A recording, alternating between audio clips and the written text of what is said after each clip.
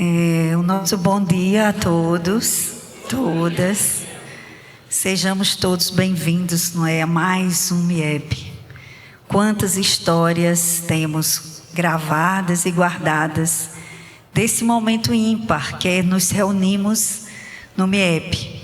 E hoje, com o prazer de ter ao lado, minha gente, Joselma, olha a minha responsabilidade. Olha, a gente dividiu assim, vamos falar cada uma 20 a 25 minutos e depois nós abriremos para as perguntas, certo? Bom, nosso tema é família, santuário sublime de redenção. Quando eu fui pensar no tema, eu fiquei pensando, gente, por que esse título tão sublime? Santuário, não é? Sublime, e ainda a palavra redenção, que para nós espíritas ela remete ao estágio já de evolução espiritual bem adiantado, né? Já se redimiu das faltas, já se redimiu dos conflitos. Então eu fui ver que santuário para o judeu é o lugar onde fica a arca, é o lugar onde fica todas as representações do judaísmo, e para eles é o lugar onde Deus está imanente. Depois fui ver o sentido de santuário no aspecto, não é, em oposição ao zoológico, santuários de animais. E realmente o nome cai muito bem, porque é o lugar onde os animais vão estar buscando viver a sua vida, a sua índole, que não seria índole, seu instinto animal na natureza, sem ser exposto para visitação e sem serem presos. Então é o ambiente onde eles se sentem acolhidos na natureza. E depois do santuário, esse animal é preparado para ele ir para o seu habitat natural. Então veja que não é por acaso que os espíritos chamam a família desse santuário sublime de redenção. Para nós, espíritas, que temos conhecimento da lei de evolução, da reencarnação, aos processos evolutivos que estamos submetidos, fica até mais fácil, eu acredito, para mim foi, acredito para muitos de vocês, entender esse papel divino da família.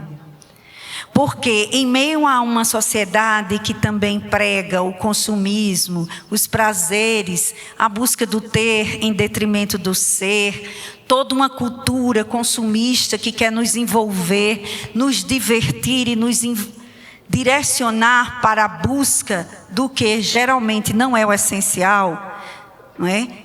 Os outros, não é que nós espíritas não estejamos propensos a cair nessa cilada cultural, econômica da sociedade materialista. Mas nós temos bases e princípios teóricos que nos direcionam a ter um olhar diferente para a existência física, para a nossa espiritualidade e principalmente para esse recanto sagrado que é a família. Então, nós já olhamos para a família, ou deveríamos olhar, se não estivermos assim, não é, tão aparelhados nas leituras espíritas, elas nos possibilitam essa compreensão. Então, nós vamos ver, como nos diz Kardec na introdução do Livro dos Espíritos, que a maior missão do espiritismo é combater o materialismo.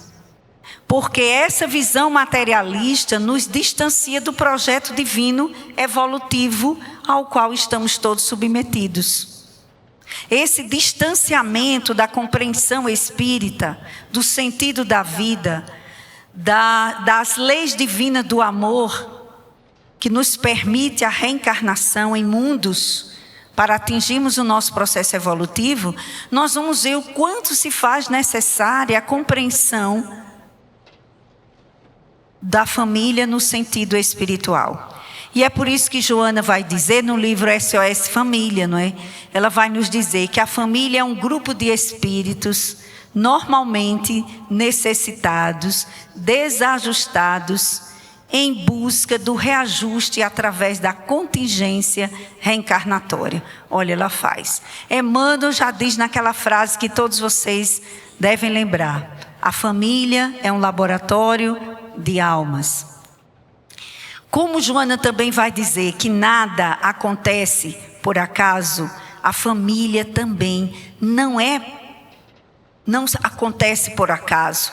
Apesar dos deslizes afetivos, das uniões muitas vezes que não foram tão bem programadas para aquele caminhar reencarnatório nosso, mas os filhos que chegam, eles têm a ver conosco. Não escapamos dessa. Mesmo que nos envolvamos com relacionamentos que não deveríamos, por necessidades evolutivas nossas, mas por falta dessa nossa experiência, vamos nos envolver ao longo dos milênios. Quantos de nós não já fizemos isso? Talvez ainda estejamos no processo, mas aqueles que vêm através das relações afetivas não vêm por acaso. Há uma ligação planejada para o reajuste. Por isso que no Espiritismo é importante a gente não dizer essa frase: ah, fulano é meu karma, ah, isso aqui é a minha provação. Porque isso denota, tudo bem, às vezes a gente diz até por brincadeira, para relaxar um pouco, né, levar as coisas mais na leveza da vida, mas na verdade não é assim. Não é castigo, não é provação no sentido que nós vamos ter ao nosso lado espíritos que nós não tenhamos condições de fazermos o reajuste. A sabedoria divina, a sabedoria do plano espiritual, das grandes almas que se empenham para o nosso estágio evolutivo, do grupo familiar ao qual fazemos parte no plano espiritual, tudo tem uma ligação que é necessária acontecer para que a gente aprenda. Então nós não podemos ver a família como um peso. Ah, Socorro, mas você não conhece minha família. Ah, você não conhece. Eu já ouvi muito esse relato em atendimento fraterno. Quando a gente começa a analisar, a ver os pontos, e aí a pessoa diz: é porque você não conhece minha mãe, você não conhece meu pai, você não conhece meu companheiro, minha companheira. E não importa. Para a nossa visão, por que a família é esse santuário de bênção? Porque nós estamos colocados num ambiente social, como a gente sabe, que é o primeiro grupo social que os espíritos têm, né, acesso. É na família que nós vamos encontrar esse amparo. Esse amparo.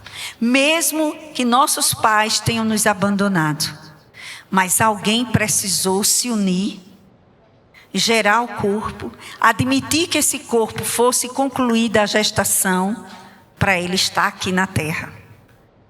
Para ele estar aqui nessa experiência singular, planejada, que todos nós precisaremos fazer ainda muitas e muitas vezes. Porque nós não aprendemos. Às vezes, na encarnação, a gente aprende a perdoar um ente querido. Alguém que no passado nos desajustamos na convivência e nós vamos passar essa encarnação fazendo o reajuste com aquela pessoa. Às vezes é na família, é no filho, é na convivência com o ente que nós dizemos que é indesejado, que é complicado, mas ali está o nosso cantinho de conquista, de luz interior. Se conseguirmos colocar, como diz o tema do nosso MIEP, o Evangelho e vida em nossas vidas. Porque a proposta de Jesus é essa, é fazer com que nós tenhamos um percurso evolutivo menos doloroso. Um percurso evolutivo, porque o que mais gera problemas quando desencarnamos? A consciência de culpa. É a gente imaginar: eita, era aquele que eu devia ter acolhido e eu não acolhi. Era aquele parente difícil que eu deveria ter superado. O meu egoísmo, a minha intolerância, a minha impaciência, o meu rigor. E aí é quando nós vamos ver no livro Os Mensageiros os relatos dos dramas acontecidos aqui na terra e que nós chegamos no plano espiritual, vamos ver a nossa história evolutiva, porque aquelas pessoas estavam junto de nós e nós vamos dizer, meu Deus. E aí onde vai entrar? Quem tem condições de se perdoar, de admitir a falha, recomeça logo, retoma o percurso. Quem não tem, vai precisar de ajuda e de tratamento. Muitos, quando melhoram, pedem o quê? Eu quero fazer um curso. Está lá no livro Os Mensageiros. Como ser uma mãe melhor, como ser um pai melhor. Eu não vou abandonar por qualquer coisa. Eu não vou me deixar pelas ilusões. Eu vou levar meu compromisso adiante. Porque esse ser que está aqui por algum motivo. Eu me lembro do meu 7º filho. Meu pai havia desencarnado, já fazia o quê? Mais de 25 anos. Nunca tive um sonho com ele. Meu 2º filho chegou para mim e disse, mãe, a senhora está grávida e vai ser um menino. Eu disse, não, meu filho, mamãe está tomando anticoncepcional. Está fazendo tratamento de micropolicista, mamãe não está grávida. Aí sonho com meu pai, estudando antes de fazer o teste. Sonho com meu pai no plano espiritual, me trazendo meu filho do jeito que ele seria aos 6 anos de idade. A cor dos olhos, do cabelo, magrinho, o corpo que ele teria aos 6 anos de idade. E era um abraço intenso, era um reencontro. Eu ficava muito feliz por aquele momento. E meu pai, que era materialista, no sonho, sentava à mesa e dizia, minha filha, ele era meu pai afetivo. Me fale sobre reencarnação. Porque ele dizia que não existia. Eu tinha 16 anos frequentando o centro espírita. Minha filha, isso não existe não. Você está perdendo seu tempo. E aí ele dizia, minha filha, me explique a reencarnação. E aí, quando eu fiz o teste, estava grávida do 7º filho. Correndo sérios riscos, porque eu não podia mais engravidar, pelos problemas que já tinha. Mas Deus, quando providencia, Ele sabe por quê. E aí foi esse filho que passou por todo um processo, deixou lições grandiosas na família.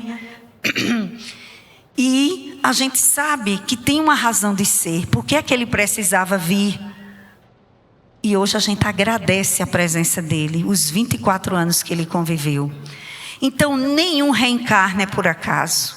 Ninguém tem a mãe chata ou maravilhosa, doce por acaso. Ninguém tem o pai presente e carinhoso, ou aquele omisso, ou aquele que não chega nem perto. Não é por acaso. O que é que aconteceu entre nós? Por que nós precisamos aprender a se doar um pouco mais? Porque se a família, como diz a questão do Livro dos Espíritos, 772, se ela deixasse de existir, o egoísmo aumentaria na humanidade. Porque na família a gente começa a aprender a dividir. Os pais também precisam pensar. Precisamos olhar direito a economia, a divisão. Eu posso dar a todos? Não, então peraí, como é que eu faço? Se eu for dar só a um, como é que vai ser o problema? Então nós começamos a pensar. E quem entende melhor esse compromisso vai entender que 10, 15 anos que você renuncia a algumas coisas, o prazer e a grandiosidade de ver esses seres um pouco mais equilibrados, encaminhados na religiosidade, pessoas que sabem se conduzir honestamente na sua profissão, no seu trabalho. Porque a gente às vezes se preocupa tanto, e é importante se preocupar, com o estudo, com a formação, não é? Com o que vestir. Jesus já disse que a gente se preocupa demais com o que comer, com o que vestir, com o que fazer, embora a gente precise disso. Mas isso não pode ser o carro-chefe para eu decidir se vou ter filhos ou não. Nós precisamos pensar em relações mais saudáveis, mais responsáveis, relações afetivas que nos engrandeçam, para que a gente não entre aí nessa moda louca do mundo líquido, de relações sem laços. Nós espíritas temos um compromisso com essa doutrina que nos esclarece tanto, e que nós sabemos. Eu ficava, meu Deus, eu vou ter quantos filhos? 3 anos seguidos, 3 meninos. Meu Deus, e aí? Eu quero mais. Eu sabia que eu queria mais, mas eu ficava na dúvida. E um dia, no desespero, fui perguntar a Divaldo: Divaldo, os médicos todos dizem que eu não devo mais ter filhos. E eu fico no peso de consciência. Será que ainda tem mais um? Será que ainda falta? Meu Deus, quantos eu prometi? Por que essa coxa não fica clara? Deixa para o livre-arbítrio, a gente cheio de confusão, de conflitos, não é? E eu queria uma coisa mais. Aí Divaldo olhou para mim e disse: minha filha, faça o que a sua consciência diz. Eu saí tão triste, eu queria que ele dissesse: tá bom, ou se não, ainda tem mais um. Eu queria a resposta pronta, mas não é. Isso é uma coisa que a gente realmente tem que decidir. Você também tem o parceiro, não é fácil, a gente sabe que o mundo nos envolve com tantas coisas. Mas a gente não precisa dar tantas coisas aos nossos filhos materiais. Eles precisam de mais tempo na convivência. Eles precisam do olhar, do estar junto. Aumente o tempo de convivência com seus filhos. Você não vai se arrepender. Propicie momentos agradáveis em que ele conheça a sua história familiar, em que ele se lembre de passeios agradáveis, de conversas ali antes de dormir, da oração junta, do evangelho no lar. Não abra mão das refeições juntos. Deixa o celular longe, televisão também. Vamos resgatar esse laço, que é o que a gente mais precisa. Outro dia uma mãe me contou com uma tristeza enorme, que a filha preferia dormir com a babá do que com ela. Aí eu perguntei: mas por quê? Você está em casa toda noite? Não, é porque meu trabalho eu viajo. Passo 3, 4 dias fora. Olha o drama dessa mãe.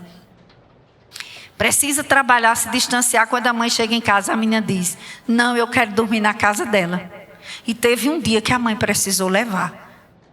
Então vejam os dramas. O que a gente mais sente falta? É do aconchego, é do cuidado, é do olho no olho, é saber como é que você está. Meu filho, eu estou aqui, minha filha. É orar juntos, é levar para a evangelização, deixar que eles aprendam. Se vão seguir ou não, é com eles. Mas você fez a sua parte. Então é muito importante a gente pensar nesse processo de ampliar a convivência afetiva para que essas crianças cresçam sabendo que podem contar, que têm com quem contar, que têm uma base espiritual para quando chegar a dor, quando chegarem as provações, eles sabem que podem e têm com quem contar. Então a família é esse laço maior que nós precisamos compreender a função e não nos deixarmos levar por tantas coisas. O espírito precisa reencarnar.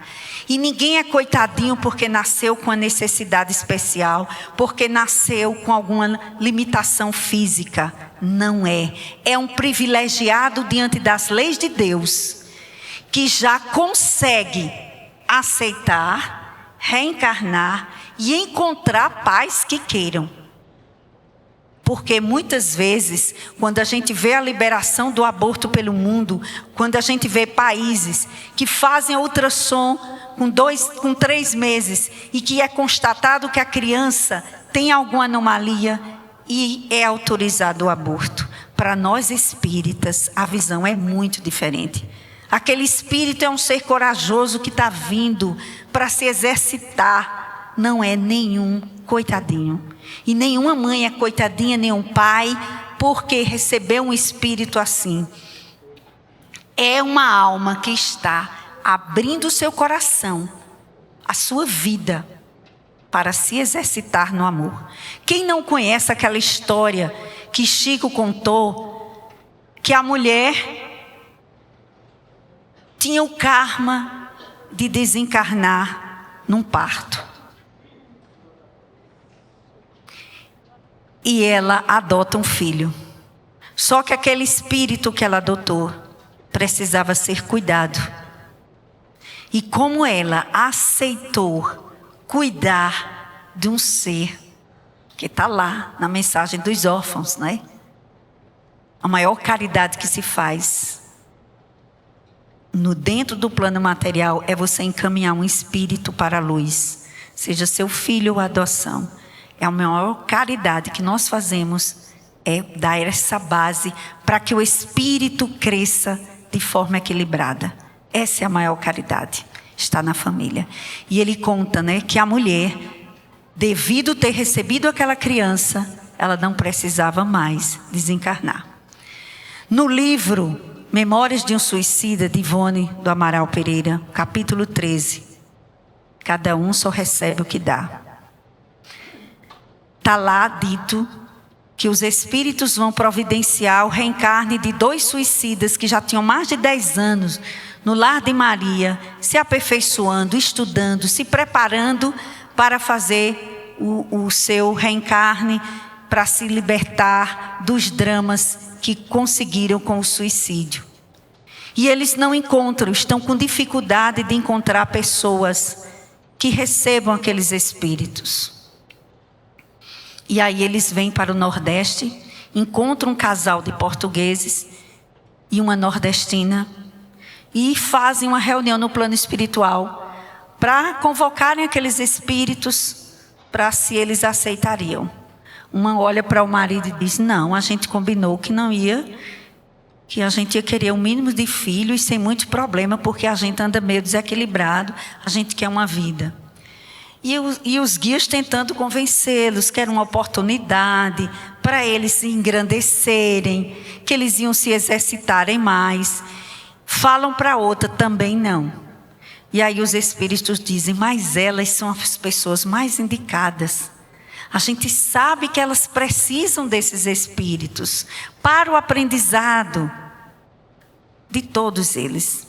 E aí eles precisaram fazer uma regressão de memória para aquele casal e aquela senhora se lembrarem do passado de 300 anos antes, para poderem entender por que é que aqueles espíritos deveriam caminhar com eles para a sua necessidade evolutiva. Então, a família é esse santuário sublime de redenção.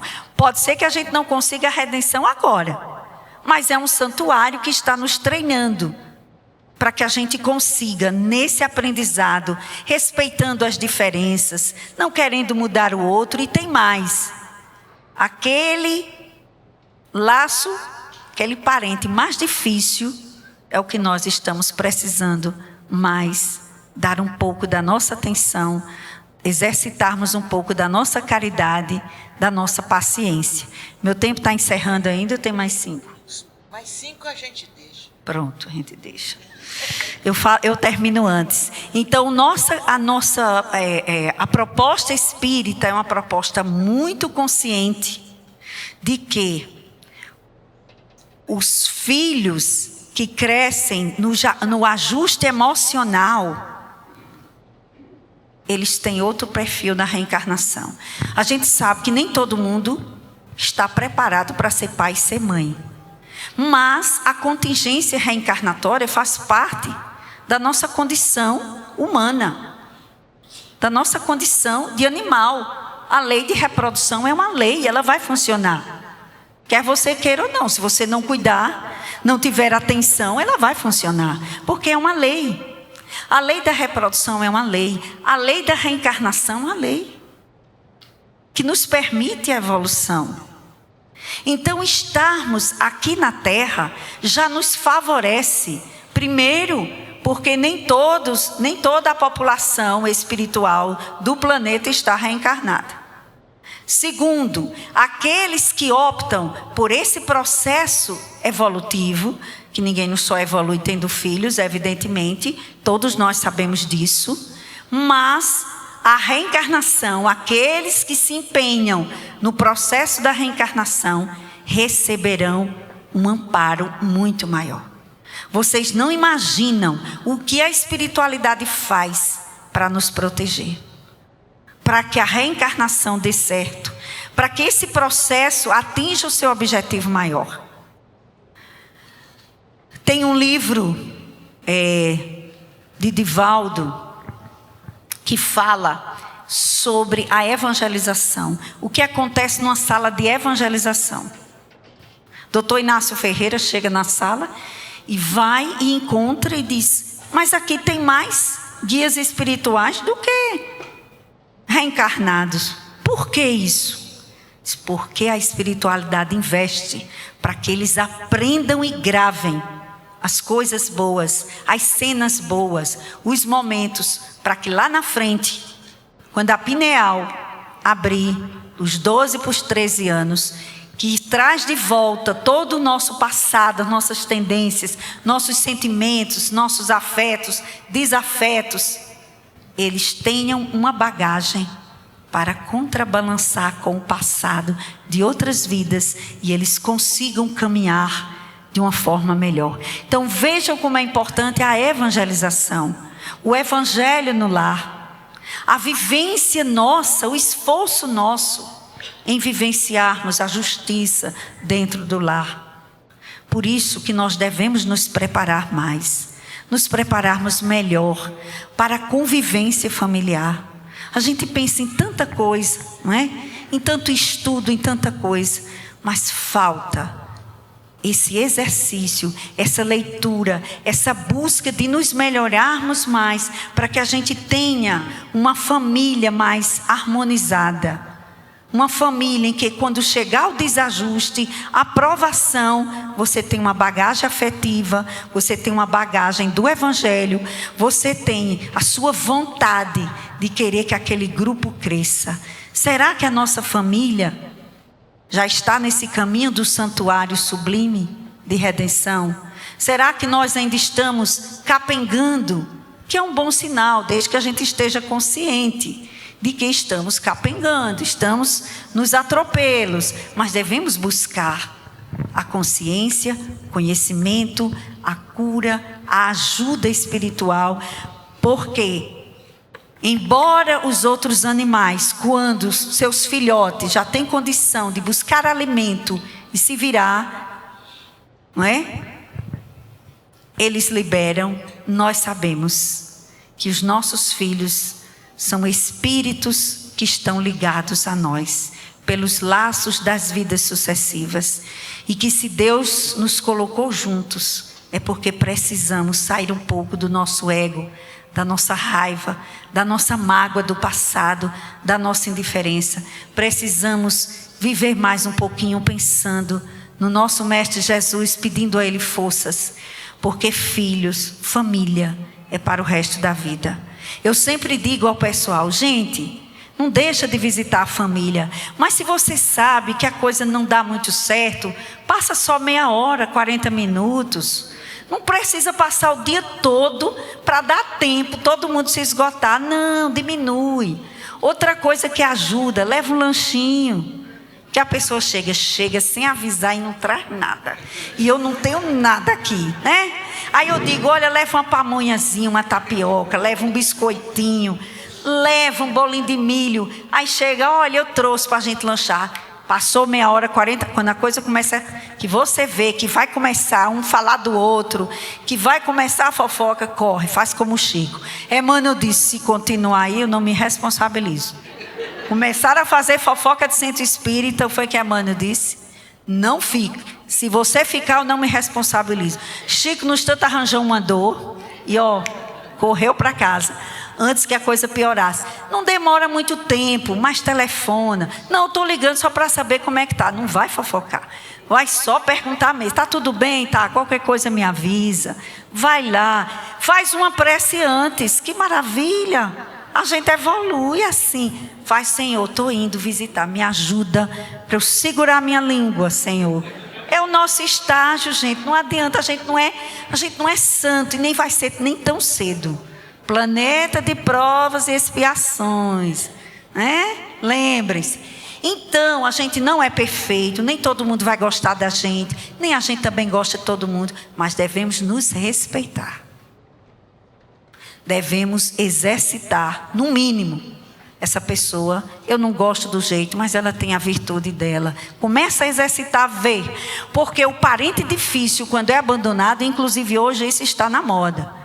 Ah, se a pessoa é tóxica, não chegue perto, não converse. Gente, e se for você a pessoa tóxica? Você gostaria que todo mundo se afastasse?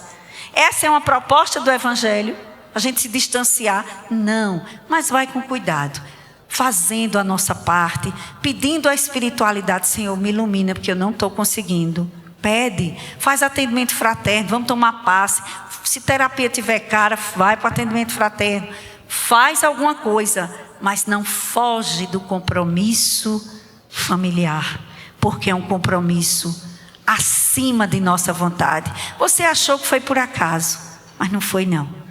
O filho, a filha, os nossos laços, a mãe e o pai. Não existe improvisação na natureza. Diz Joana de Anjos no livro Constelação Familiar. Nada é improvisado. Façamos bom proveito do aprendizado em família. Tenhamos esse cuidado, esse zelo. Liga para aquela tia distante. Procura os parentes. Não espere que eles lhes procurem. Nós devemos ir a eles. Porque esse é o nosso momento. A gente não sabe porque aquele ser está ali. Então, que nós tenhamos esse cuidado, esse zelo com esse projeto divino que é a família. E muito obrigada. Que tenhamos paz.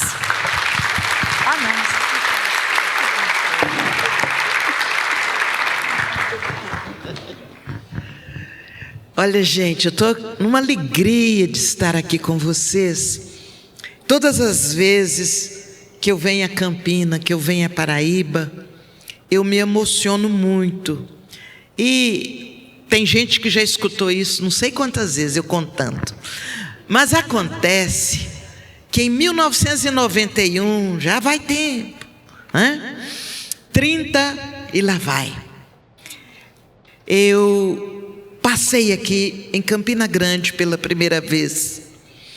Eu dirigia uma caminhonete e ao meu lado estava João Nunes Maia. Quando chegamos no auditório da AME, eu estava acompanhando, ele ia fazer lá a psicografia, qualquer coisa, e eu lá no meu cantinho. Houve um momento de confraternização e ele se aproximou de mim e disse assim: Joselma, quando você for falar, você não fale das outras pessoas, fale do seu trabalho. Falei: que é isso? Não vou mexer com esse negócio de falar, não. Eu falava naquela época, na minha área profissional, eu ia a muitas escolas, conversava com as famílias, mas sobre espiritismo eu mal falava na casa espírita que eu frequentava. Ele disse: tá, você não vai falar, mas quando você for falar. Eu olhei para ele e falei: opa. E daí, menos de 15 dias, a gente já tinha voltado para Belo Horizonte e ele foi para São Paulo e lá ele desencarnou. E automaticamente, no dia que ele desencarnou, no dia 5, eu tinha um compromisso com ele no dia 7, numa cidade chamada, lá perto de Belo Horizonte, Santa Luzia. E o pessoal falou: então você não vai, né? Nunes desencarnou. Falei: não, eu vou lá honrar o trato que nós tínhamos feito. E naquele dia, quando eu vi, eu estava falando sobre doutrina e não parei mais.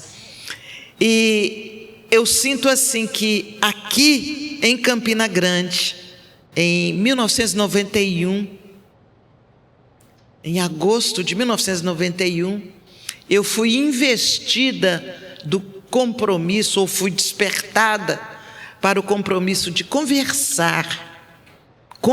Eu não gosto de fazer palestra, eu converso sobre doutrina espírita. Então isso me faz me emocionar todas as vezes que eu venho aqui, porque eu olho para trás e falo: será que eu estou cumprindo direitinho o compromisso? E agradeço muito a vibração da cidade, o carinho dos amigos. Então, todas as vezes que eu estou aqui, eu fico emocionada e eu tenho que domar a crioula velha que está aqui dentro. Fica quieta, crioula, vamos trabalhar. Porque realmente é uma emoção, mas emoção de amor, emoção de gratidão, de carinho. Então, é uma alegria muito grande estar aqui. E na medida que eu ouvia Socorro, eu fiquei pensando naquela afirmativa que tem em vários livros da obra básica. Tem no Evangelho, tem no Livro dos Espíritos, tem na Gênese. Uma afirmativa que está ali, parece que solta, mas que ela deveria ser a base da nossa postura diante dos momentos de surpresa que a vida nos oferece, que não tem surpresa coisíssima nenhuma. A afirmativa é a seguinte: tudo tem uma razão de ser, e nada acontece sem a permissão de Deus. Se me perguntarem, por exemplo, em O Livro dos Espíritos é o item A da questão 536. Tudo tem uma razão de ser, e nada acontece sem a permissão de Deus. Ora, quando Deus criou o mundo, Ele estabeleceu leis que regem a nossa relação com nós mesmos, com nossos semelhantes, com a natureza e com Deus. A partir dessa relação, usando o nosso livre-arbítrio, nós vamos como que desenhando o caminho por onde estaremos passando a partir daí. O livre-arbítrio, ele vai dando rumo ao nosso futuro. E para que nós possamos usar bem o livre-arbítrio, nós precisamos estudar, nós precisamos refletir, temos que analisar as coisas que nos acontecem. Um dos princípios da doutrina espírita diz assim: nascer, viver, morrer, renascer ainda, progredir sem cessar. Tal é a lei, ou seja, a lei da evolução, a que todos nós estamos submetidos, traz para a gente esse processo: nascer, viver, morrer, renascer ainda, progredir sem cessar. Tal é a lei. Esse processo de nascer, viver, morrer, renascer, ele vai se dar quantas vezes forem necessárias para que nós possamos consertar os desacertos desse livre-arbítrio que foi nos levando por caminhos às vezes estranhos. Muito bem.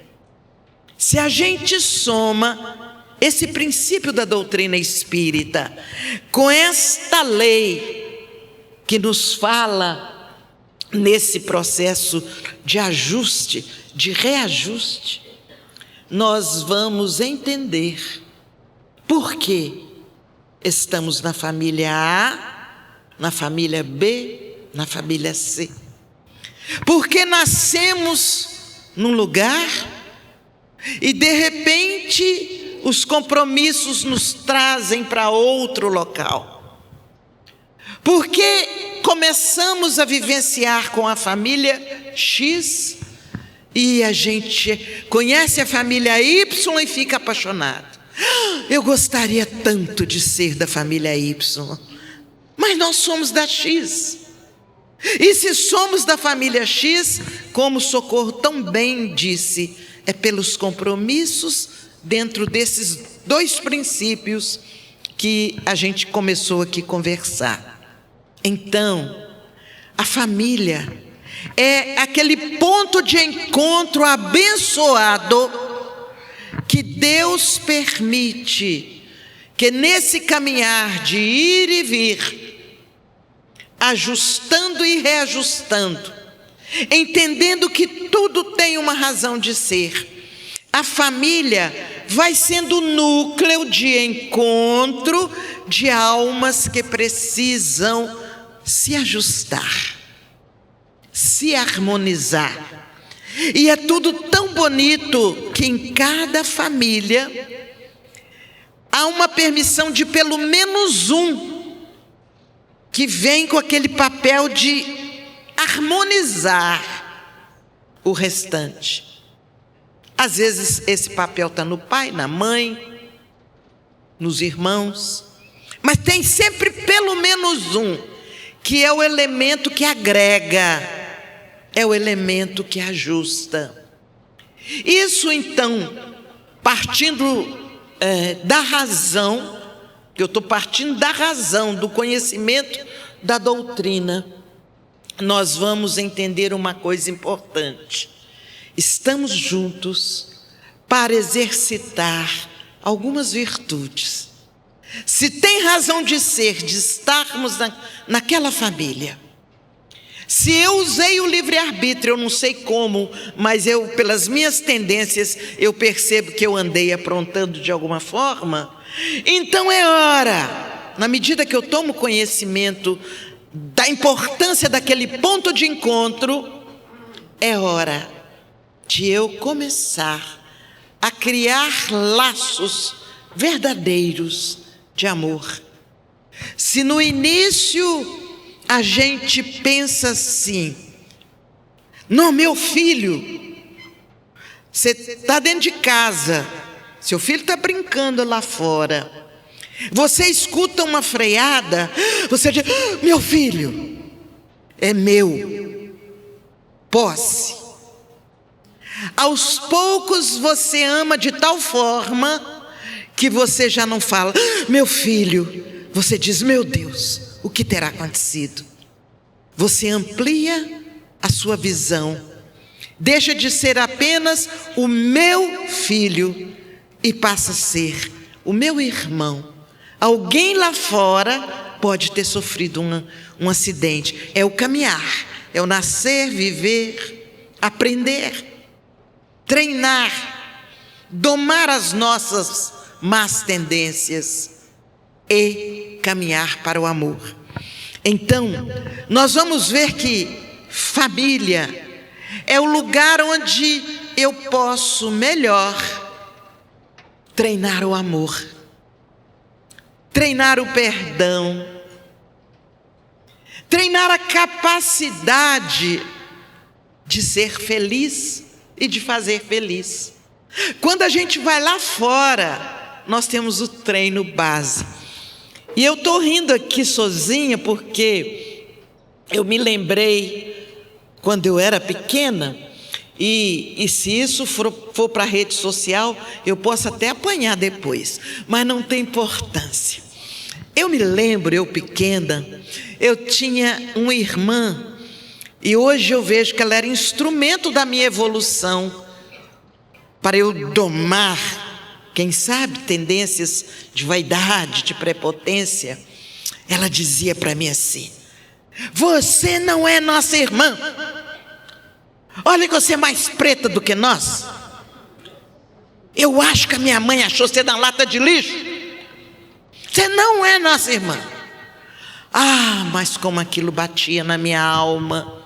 Eu queria ser tanto filha da minha mãe, e ela falava que eu não era. E eu olhava para as outras, não tem tanta diferença assim não, mas eu sou mais queimadinha mesmo. E aí, olha que diferença. Meu pai, filho de uma escrava alforriada pela lei do ventre livre. Eu sou velha. Meu pai de 1890. Então, ele, filho de uma escrava alforriada. A minha mãe, branca, descendente de, sei lá, italiano, português, sei lá o quê. E as outras nasceram assim, um moreninho, e eu saí tipo chocolate. E aquilo, eu criava no íntimo da alma uma dor, e aquela dor foi, sabe, eu queria ser filha da minha mãe, mas eu não era. Eu não era, eu tinha sido achada no lixo. Então, vejam que luta. E a minha mãe, enérgica, quanto eu devo à minha mãe, ela me levava para estudar. Você tem que estudar. Você não vai estudar nesse ambiente aqui que você vai aprender coisa que não presta. Nós vamos andava a pé para ir numa escola onde ela tinha segurança que eu estaria aprendendo bons princípios. E tanta coisa. Ela dialogava comigo. A coisa mais linda que eu sei de mãe é que eu, com meus 6 anos por aí, ela dialogava comigo. Ó, José, eu estou com esse problema, né? Eu me lembro, por exemplo, que eu só tinha que comer pescocinho de galinha e pé. Mas eu não tenho raiva disso, não, sabe por quê? Ela falava: olha, as suas irmãs trabalham na fábrica de tecido em pé, a noite toda. Elas precisam se alimentar com algo que sustente. E você, criança, está aqui, tem uma merenda boa na escola. Você vai ajudar. Olha o toque, sabedoria. Você vai ajudar a família. Elas ajudam trabalhando e ganhando dinheiro. E você vai ajudar comendo só esses pedacinhos que tem ossos. Porque se eu pôr esses pedacinhos que tem ossos na marmita, enche a marmita e eu não posso pôr arroz e feijão. Gente, olha os detalhes que ela me dava. Mas que honra que eu tinha de ficar ali chupando, doida para comer. E eu chupava os ossinhos, porque aquela galinha tinha que dar para vários dias, né? Do domingo ela ia na marmita os pedaços, e eu chupava o pezinho. Ora, se vocês fizerem um campeonato, põe um pezinho e um pescocinho e fala assim: vamos ver quem é que limpa melhor os ossinhos, eu vou ganhar. Eu vou ganhar, porque eu treinei porque eu estava ajudando a família, né? E eu fazia aquilo com naturalidade. Alguém vai falar: mas ela mentia para você. Não, realmente o que ela falava foi dito pelo Gustavo um pouco antes. Ela era coerente, era o que acontecia. Eu raciocinava e falava: ela tem razão. E eu então obedecia. Era a minha parcela, com meus 6, 7 anos, era a minha parcela de contribuição para a família sobreviver. Muito bem, eu aprendi com ela uma série de circunstâncias, e nos momentos que eu não sofria, porque eu não era filha dela, eu vivia, eu me encantava, porque eu era caçula, e mais ficava em casa e conversava com ela, e ouvia. Vejam, até que um dia eu comecei a desconfiar. Doutrina espírita é uma benção. Eu conheci doutrina espírita, eu tinha um complexo horroroso. Eu nem tinha dia que eu nem olhava no espelho, porque eu me achava muito feia, muito preta. Eu nem olhava ao espelho. Verdade, viu, gente? Aí, quando a doutrina foi fazendo morada na minha alma, eu falei: eu não sou negra, eu estou. E aí eu comecei a mudar. Falei: mas engraçado, eu acho que a minha irmã mentia. Porque por isso, olha, eu tenho uns traços da minha mãe. Aí eu, pelo raciocínio que a doutrina vai ajudando, eu comecei a ver que era uma mentira boa, porque no fundo ela me ajudou. No sofrimento eu evoluí. E mais, eu aprendi que não tinha importância se eu era filha consanguínea ou não, mas eu era filha consanguínea. Como diziam depois, eu era rapa do tacho, mas era. Então, veja a importância da família. Espírito meio indomado, eu precisava ser domada. E no início, com aquele processo, será que é verdade, não é verdade? E eu e a minha mãe me elevando: vamos fazer isso, você precisa estudar. E papai, e assim eu fui crescendo.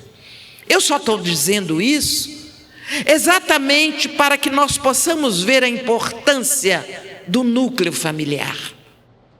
Não importa as dificuldades e as vitórias, importa o crescimento dos espíritos que compõem. E fechando aqui meu tempo, eu me lembro de Chico um dia nos contando assim: pois é, a minha madrinha, ela, ao sair comigo na rua, eu, pequenino, baixinho, eu tinha que correr para andar ao lado dela. Mas a minha madrasta, ela era bonita. E ele fazia assim com o gesto. E eu entendi quando ele dizia ela era bonita, ela era também alta. E a pessoa alta tem as pernas mais longas, o passo mais largo. Eu entendi o que ele queria me dizer. E ele dizia: a minha madrasta reduzia o passo para que eu andasse ao lado dela. Olha bem, ele tinha que correr para andar ao lado da madrinha. E a madrasta reduzia o passo para que ele caminhasse ao lado dela. São pequenos detalhes que esses nossos amores que se foram deixaram nas entrelinhas para nós. Chico, de uma certa forma, teve 3 famílias. A inicial, onde ele me contava e eu ria, como eles chegaram no sobrenome Xavier. Tinha que registrar e tinha complicação de nome. Aí o pai fez um monte de sobrenome dobradinho no papel e pôs numa vasilha. Vamos ver qual vai ser o sobrenome. E aí saiu Xavier. Então ele contava que ele ria e a gente ria muito com ele. Mas vejam, o toque de estarem juntos, o toque de escolherem juntos, o toque de lutarem juntos. Veio a segunda oportunidade familiar, onde ele vive com uma madrasta que tinha suas posturas, que o tempo também permitiu que ela mudasse e crescesse. E aí vem a madrasta, não, a madrinha, né? E depois vem a madrasta, tão cheia de amor, que reduzia os passos para ele caminhar ao lado dela. Em todos os 3 momentos de família que Chico vivenciou, a base, o amor. Certamente houve motivos, como eu disse aqui, tudo tem uma razão de ser. Houve motivos para que ele passasse por essas experiências. Mas em todas as 3, ele vivenciou de forma diferenciada a oportunidade de amar. O convite que fica para todos nós: família, santuário sublime de redenção. Que nós possamos, todos nós, seja família de 1, seja família de 5, de 20, que nós transformemos o nosso ambiente em santuário, local onde a gente vivencia as experiências de amor, onde nós aparamos as arestas, asepsiamos o nosso perispírito com as experiências e vamos reforçando a base do amor. E ao retornar, que nós possamos ter lembranças boas da família que foi nosso cantinho, o nosso núcleo, a nossa base de aprender a amar.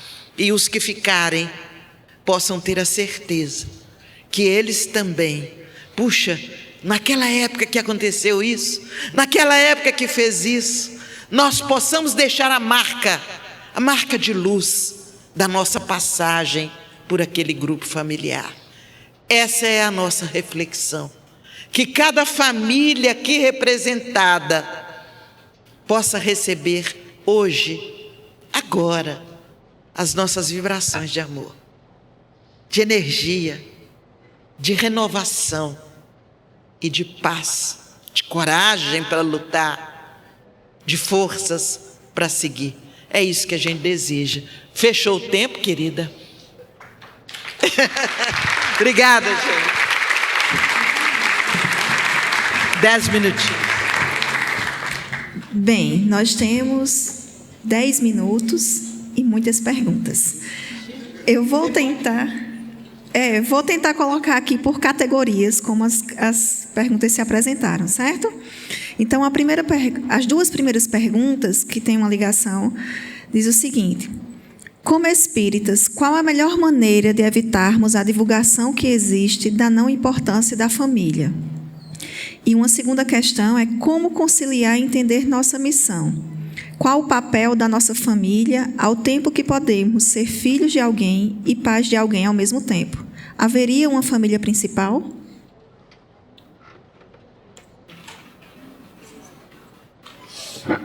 Oi. Olha, primeiramente a gente tem que buscar essa compreensão da visão espírita. Nós viemos de uma família e estamos construindo outra. Então, necessariamente, a família, não existe esse grau de superioridade, existe grau de compreensão, de respeito e de colocar, não é, cada grupo no seu lugar, no sentido afetivo. Então, eu tenho pai e mãe, eu vim de uma família. Se eu não me resolvo dos conflitos com essa família inicial, provavelmente eu vou levar esses conflitos para a família que eu agora estou dando conta. Na verdade, pela constelação familiar, como diz a própria Joana de Ângeles nesse livro, nós precisamos ter uma gratidão imensa aos nossos pais. Independente deles terem cumprido como nós gostaríamos que fosse, independente dos problemas, mas há a necessidade da gratidão pela vida, por estarmos aqui numa experiência reencarnatória de aprendizado do amor. Então, como saber da nossa missão? Aí é o que eu falei para vocês. Há pessoas que se preparam mais, há pessoas que estão na condição de pai e mãe até por surpresa, nem esperavam, nem planejavam. Mas se chegou, vamos nos preocupar com isso? A gente não se preocupa com a nossa formação, com estudar, com a preparação profissional para a nossa vida? Então, é importante que pensemos em como melhorar a convivência, em como nos relacionarmos melhor. E o primeiro caminho é o Evangelho. Se estamos nos alimentando na proposta religiosa que abraçamos, se estamos buscando esse elo espiritual para nos renovarmos interiormente, nos lembrando da necessidade do exercício do amor, esse sim é o roteiro, é buscarmos nos aparelhar na doutrina espírita, já que nós aqui estamos num auditório e num evento espírita. Pode ter outras pessoas que não sejam espírita, mas nós temos a orientação religiosa. Nós somos cristãos, pelo menos aqui eu acredito que a maioria somos cristãos. Então nós temos a base. A base é a valorização. E aí nós devemos fazer reflexões. Eu estou dando meu tempo adequado a cuidar melhor da minha família, a me sentir melhor espiritualmente, a buscar essa renovação de energia no Evangelho. Eu estou fazendo o Evangelho no lar, eu oro com meus filhos, eu estou dando essa bagagem que não é só teórica, mas é do exemplo. Então, como voltar a ter esse ânimo é reforçando a nossa parte do Evangelho. Mas você pode completar por mais alguma coisa. Está curto? Oi. O nosso tempo está curto, então eu sugiro, não sei você que, da gente ir para as perguntas seguintes. Agora, eu só queria lembrar que quem foi mãe nesta encarnação pode vir numa próxima como filha do que foi filho. Então, a doutrina nos mostra várias possibilidades de continuarmos compondo famílias. As questões agora envolvem a temática de adoção. Um filho adotivo é considerado como ajuste na evolução familiar ou resgate de vidas passadas? A adoção é uma programação de quem? Do adotado ou dos pais ou dos dois? É interessante porque a adoção, acima de tudo, é um compromisso de amor. Um compromisso de amor. Nós temos notícia na história, o primeiro modelo de adoção foi de Jesus, quando entrega sua mãe para João e entrega João para sua mãe, né? Ali é o primeiro momento que a gente tem notícia na história de uma adoção oficial. Então, a adoção é um gesto de amor. O compromisso certamente está ligado aos dois lados. Ao filho que precisa vir e às vezes tem a chance de vir através de alguém e de chegar até onde ele tem um compromisso maior. E a família que o recebe certamente tem ajustes e oportunidade de aprendizado e de ensinamento com aquele espírito. Então, na vivência do amor e no encontro, certamente a adoção se consolida como raiz verdadeira de uma família que se ama. A gente sabe que muitas vezes o encontro, num caso de adoção, traz muitas experiências fortes. Estava certamente dentro da afirmativa que eu falei, gente, não erra, tudo tem uma razão de ser. E nada acontece sem a permissão de Deus. A partir dessa afirmativa, o encontro se torna mais fácil. À luz da doutrina espírita, qual o significado do autismo? Por que tantos casos de autismo neste momento de transição planetária? Nós não poderíamos falar com aprofundamento sobre o tema, porque o nosso tempo está bem curtinho, mas a gente deixa o princípio. Nós estamos vendo a chegada de espíritos num planejamento espiritual, a chegada de espíritos que precisam se adequar ao novo momento evolutivo da Terra, e os que já estão recebendo esses espíritos, como também espíritos que precisam treinar a paciência, desenvolver a capacidade de amar, despertar a criatividade na convivência, no entender nossas crianças, contribuir com a ciência, para que a ciência possa se aprofundar nas pesquisas e nas soluções. Então é um momento belíssimo. Numa das creches que a gente é responsável, onde nós temos 300 e poucas crianças lá, que vão de manhã e saem à tarde, outro dia uma professora chegou perto de mim e disse: mas Joselma, tem autista demais aqui. Eu falei: louvado seja Deus. Ela não é espírita, ela me olhou assim: mas você não acha? Eu falei: não, que bom que eles estão sendo conduzidos para cá, e que bom que aqui nós temos proporcionado pela prefeitura condição de pôr alguém à parte cuidando deles na turma em que eles estão, porque eles não podem crescer separados. Então eles crescem junto com os outros, mas tem alguém que está ali mais atento a eles. E eu vejo então a grande oportunidade. Eu vejo que nós estamos num grande laboratório de desenvolver, de ajudar a desenvolver esses espíritos que chegam, tentando vivenciar, expressar toda a verdade que eles conhecem, e estão contidos por limitações, por necessidade evolutiva.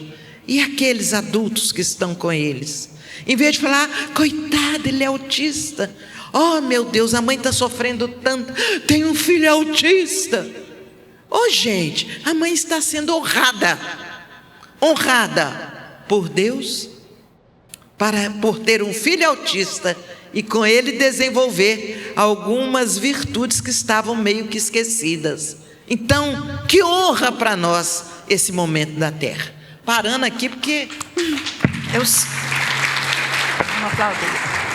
E tem outro aspecto junto a esse, que é o de nós todos começarmos a desenvolver mais o amor e o respeito às diferenças, às necessidades dos outros.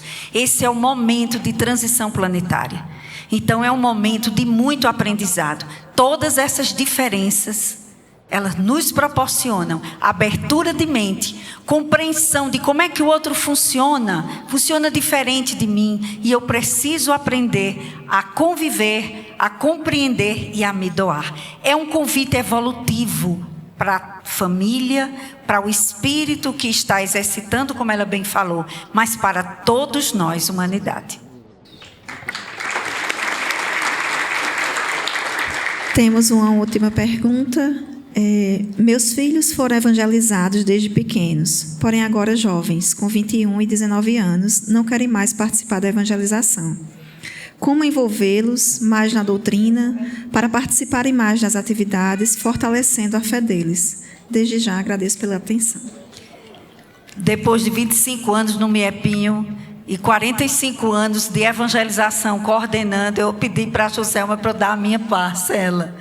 Olha, gente, você cumpriu com sua tarefa, chegou adolescente e ele não quer ir, depende do andamento da casa. Toda casa tem regra, toda família tem o seu caminhar. Mas chega um ponto, como está dito aí, 21 anos, essa pessoa já tem condição também de escolher. Meu filho, eu lhe dei a base.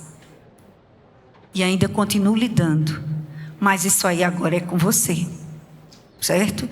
Nós não podemos obrigar um jovem de 21 anos a ter que assistir um evangelho, como eles dizem, na marra, é uma expressão que a gente usa aqui, obrigados, ou aí a casa espírita. É claro que a casa deve ter regras, e cada família vai saber a hora que o filho deve fechar, até que horas e que idade você abre a porta ou dá a chave para ele voltar. Isso é uma questão também de família, de aprendizado individual de cada um.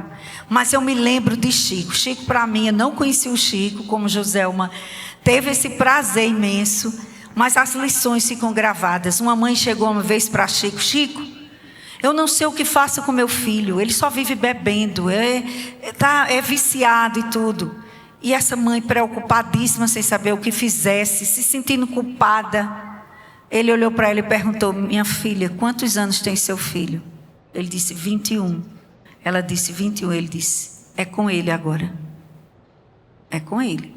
Você pode dar conselho, você pode orientar, ajudar, mas ninguém tira o livre-arbítrio de uma pessoa que já está com 21 anos. Meu filho, eu gostaria que você fosse. É um momento que a família está reunida. É um trabalho voluntário. Não quer dizer que você tem que ser espírita. Mas vamos, eu preciso de alguém que nesse dia me ajude nessa tarefa. Tudo bem, você não quer ser espírita, mas o evangelho no lar é uma discussão em torno do evangelho. Você não é obrigado a ser espírita, mas a gente não se reúne para comemorar outras coisas? Um aniversário, comer um bolo, uma pizza? Por que a gente não pode falar sobre vida? Por que a gente não pode falar sobre necessidades, sobre afeto? Eu acho que isso tem a ver muito com a formação das famílias, dos pais, do que eles objetivam também, mas não necessariamente a gente tenha que obrigá-los a seguir a nossa religião. Mas com certeza os exemplos que demos e o que fizemos, isso vai ficar registrado. Eu acho que a gente tem que ter um pouco de saber caminhar nisso aí. Joselma, quer completar alguma coisa? Eu gostaria. Veja bem, o que eu ia falar, ela falou agora no final. Qual de nós não se lembra de coisas, de exemplos, de frases que nossos pais ou professores falaram conosco quando a gente era criança, adolescente? Tudo que a gente aprendeu que foi forte no nosso aprendizado, ficou. Então, as crianças que passaram pela evangelização, pela mocidade, podem não continuar como espíritas, mas elas têm o mais importante nelas, o princípio de amor, o princípio da fé raciocinada, o exemplo. Isso é importante.